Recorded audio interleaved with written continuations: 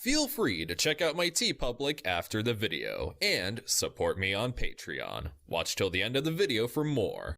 Back in my video about Tokusatsu to recommend to anime fans and vice versa, I mentioned Android Kikaider the animation. Considering the structure of that video, I couldn't exactly say a whole lot about it, but there's so much I want to talk about regarding the series, because, honestly, it's easily one of the best anime I've ever watched. Shout out to Patreon supporter and channel member Ace Maroke for commissioning this video.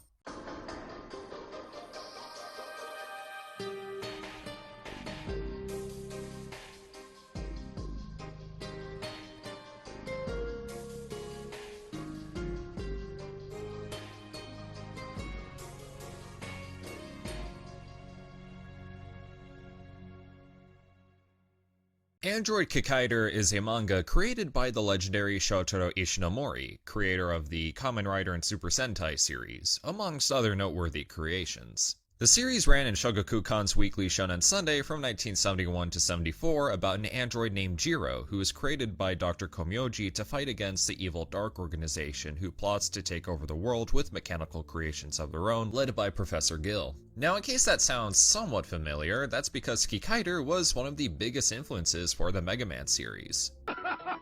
The story of Kikaider was inspired by Pinocchio, as one of the driving forces is Jiro's desire to become more like a human, as humanity is something he cherishes with all of his heart. I'll go more into this later, as I discuss the anime, but before we proceed, I would like to talk about the Tokusatsu adaptation of the series.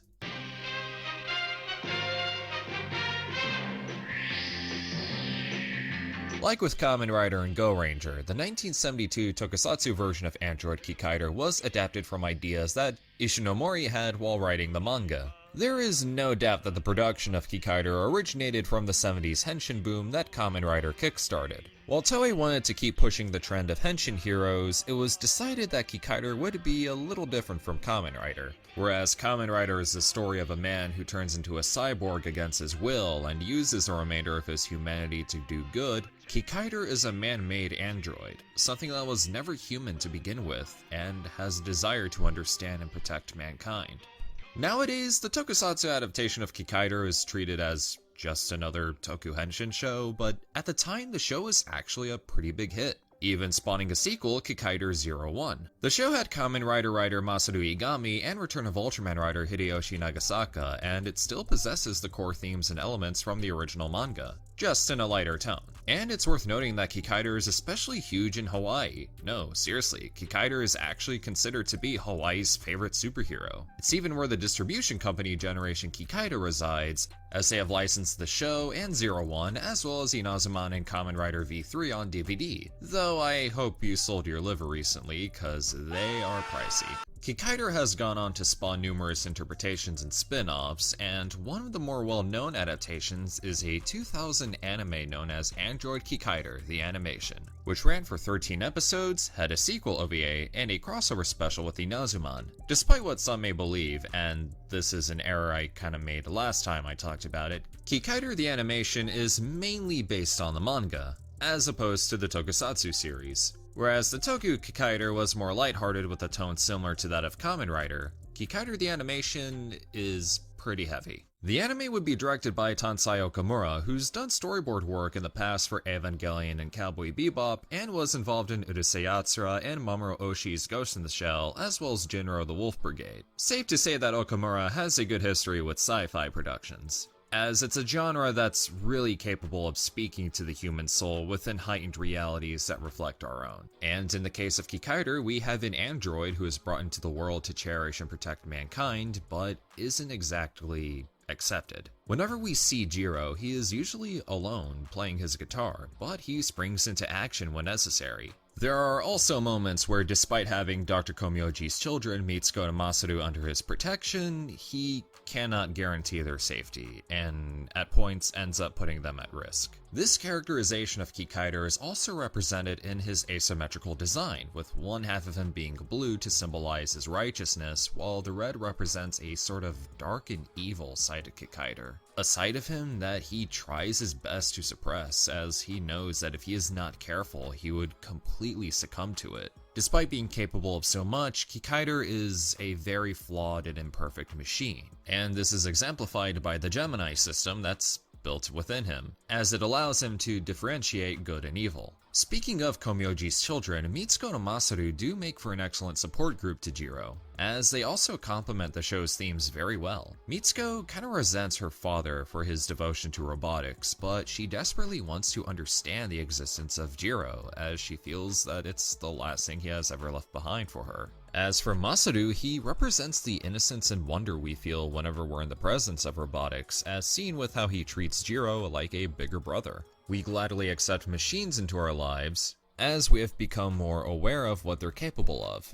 Machines are the reason we connect with one another, form relationships, and so much more. Thus, you have a contrast within the Komyojis and what they mean for the story. The show takes plenty of memorable twists and turns, and part of it is definitely thanks to the villains of Kikaider the Animation, the organization known as Dark, who had rose in power after Professor Gil orchestrated a very irredeemable plot involving manipulating Dr. Komyoji into building robots for him as he mourned the death of his son Ichiro, and uses those machines to pursue world domination. These robot designs are all very unique and interesting, and are sometimes shoutouts to other Ishinomori works, such as a spider-themed robot who's definitely a callback to the Spider-Man from Kamen Rider. There is also a robot named Golden Bat, which, I'm sure I don't have to explain, whose fight is eerily similar to the Batman fight from the Kamen Rider manga. Also, huge shout out to character designer Nariyuki Kono for perfectly capturing the charm and feel of Ishinomori's art. The anime truly feels like it was ripped straight from the pages of the original manga.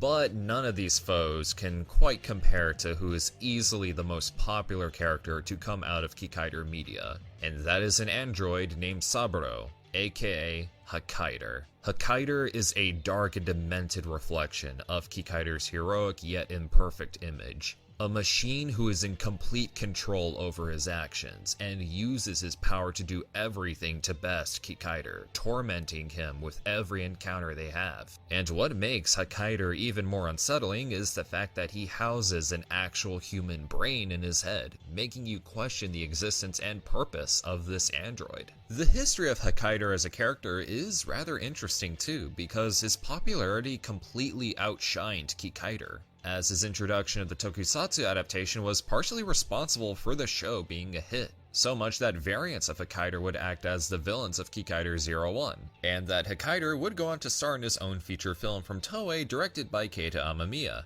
Kikaider even wields the same shotgun from that film in a scene. It's also rumored that Kikaider was a possible influence for Darth Vader, but I couldn't find any real confirmation on that. Also, he's my favorite Steve Blum performance. But speaking of voice actors, it's also really cool that Dr. Komyoji's voice actor, Shozo Iizuka, also voiced Kikaider in the Tokusatsu series. As a matter of fact, all the voice talents here, from Tomokazu Seki, Yui Horie, Yumiko Kobayashi, Shinji Ogawa, Juruta Kosugi, and others do a fantastic job as they really sell the emotional beats present throughout the story, which is then complemented by a beautiful score from Akira Mitake. So yeah, Kikaider has so much going for it. If you're interested in checking out the character in some way, this anime is definitely the way to go. But I would like to take this time to talk about its sequel OVA, Kikaider 01. While Kikaider the Animation was mainly based from the Kikaider manga, 01 incorporates more elements from the Tokusatsu adaptation. One example being the inclusion of Bijinder, a female android who initially appeared in said version. 01 would go on for 4 episodes, likely due to the fact that the Kikaider 01 Tokusatsu series didn't exactly have a lot going for it, as it wasn't exactly pulling in the ratings its predecessor had brought. In Kikaider 01, Jiro is protecting a woman named Rieko and a child named Akira as they're being hunted down by an upgraded Kikaider, if you will, and whatever remains of the Dark organization, now called Shadow, including different variants of Kikaider so they could activate a giant devastating machine that's capable of leveling entire cities, known as the Armageddon God, whose appearance is based on a figurine called the Dogu, or Shakogi Dogu, a vessel that brings misfortune as it can either contain diseases or curses. Along the way, we're also introduced to the previous versions of Kikaider, First, Kikaider 01, who's a lot more brash, hot-headed, and quick to anger, which can easily get the best of him in situations. Then Kikaider 00, a much more stoic machine, but one who only abides to the directives that are programmed within him. These two perfectly reflect the internal conflict that Jiro has to overcome. Whereas 01 is a lot more emotional, you can argue that he is more human than Jiro. Then you have 00, who is nothing but a cold machine who only exists to follow whatever orders he has received, and nothing else. Despite having a very short runtime in comparison to its predecessor, Kikaider 01 makes very good use of it through its pacing, action scenes, music, and just the overall stakes. It somehow manages to feel more impactful than the show, and part of that is thanks to the ending, which, oh boy, I really want to talk about this ending. So if you haven't seen Kikaider the animation in 01, skip to the time code on screen. I'll give you a few. The ending of Kikaider 01 has got to be one of the most complex and emotional endings I've had to experience. But before we proceed, I want to talk about Kikaider again. In the anime, when it is revealed that the brain inside of Kikaider's head is actually the brain of Dr. Komyoji, the characters are thrown in for a loop, as it definitely raises plenty of questions and implications about the existence of Kikaider's being. However, this would prove to be a fallacy in the eyes of Professor Gill, as Kikaider would wound up being on his own terms, while possessing the intellect of the brilliant roboticist. But that, combined with Kikaider's ruthlessness, it truly makes him for a very unpredictable and formidable foe. And with his last breath, Professor Gill warns Jiro that no matter how hard he tries, he will never become human, and that the suffering he endures will last through all eternity. Then, in a shocking turn of events in Kikaider 01, not only does Kikaider return,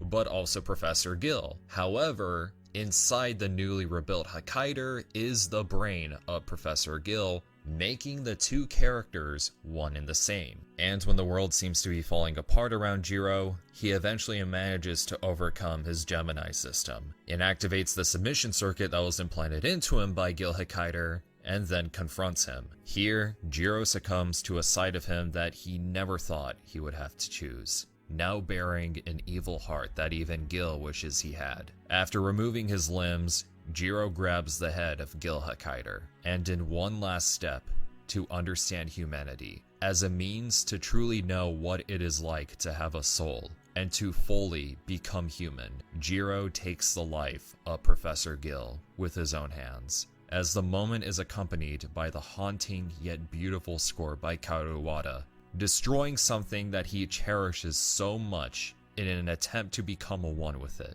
all for the sake of not himself, but for the future of mankind. In order to truly become human, Jiro embraces the evil within him and must now face eternal suffering. I have nothing to say to that, honestly. That's just wow. Holy shit. But before I end this video, I want to talk about a boy with a guitar, Kikaider vs Inazuman. For those who don't know, Inazuman is another Shotaro Ishinomori manga creation that received a tokusatsu series as well, about a superhero with psionic abilities whose transformation is rather unique, having a base form named Sanagi-man, which resembles that of a pupa, and once his power reaches its peak, he then transforms into Inazuman, who more so resembles a moth. The show ran for 25 episodes from 1973 to 74 and spawned a sequel series named Inazuman Flash. And this little crossover is really good. Not only is it a solid introduction to the characters of Inazuman, but you also see how the events of 01 had affected Jiro, as it certainly serves as a follow-up to that OVA. Also worth noting here that Inazuman is voiced by Kape Yamaguchi, who you may remember as L from Death Note, and that Kikaider and Inazuman were both played by actor Daisuke Ban in their respective tokusatsu adaptations. The characters from the Inazuman side of things are just very great. The chemistry with Saburo and Miope, and the bit where Oryu does the Rock's eyebrow raise, this whole thing is just so much fun, and definitely worth a watch after its predecessors. After their work on Kikaider, Naoyuki Kono and executive producer Akira Onodera sought to adapt more of Shotaro Ishinomori's works into animation, with the next being Skullman with Studio Bones, after sales on Kikaider didn't meet their expectations. However, Skullman ended up underperforming as well, and it appears that their efforts haven't gone anywhere since. And it's a real shame because Ishinomori's works are truly ripe for animation considering he was such an important icon in the world of manga. And while I'm not exactly finished with it at the time of making this video, Cyborg 009 is a great example of that. But here's hoping for a brighter future. In conclusion, Android Kikaider the animation and its follow-ups are easily some of the finest pieces of animation to exist. It's such a compelling story that begs the question of what it means to be human, a commonality across the works of Shotaro Ishinomori. And with how these elements are executed and what they mean for the viewer, it is no wonder why Ishinomori considers Kikaider to be his personal favorite henshin hero. But what do you guys think? I think it stinks.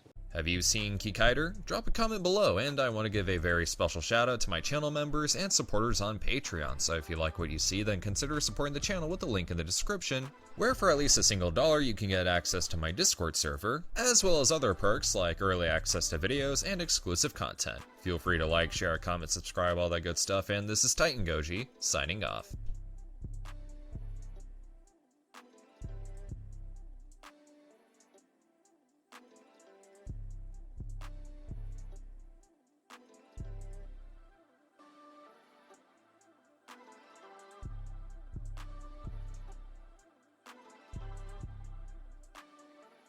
Also, I hope this is enough for the breakfast bagel, Ace.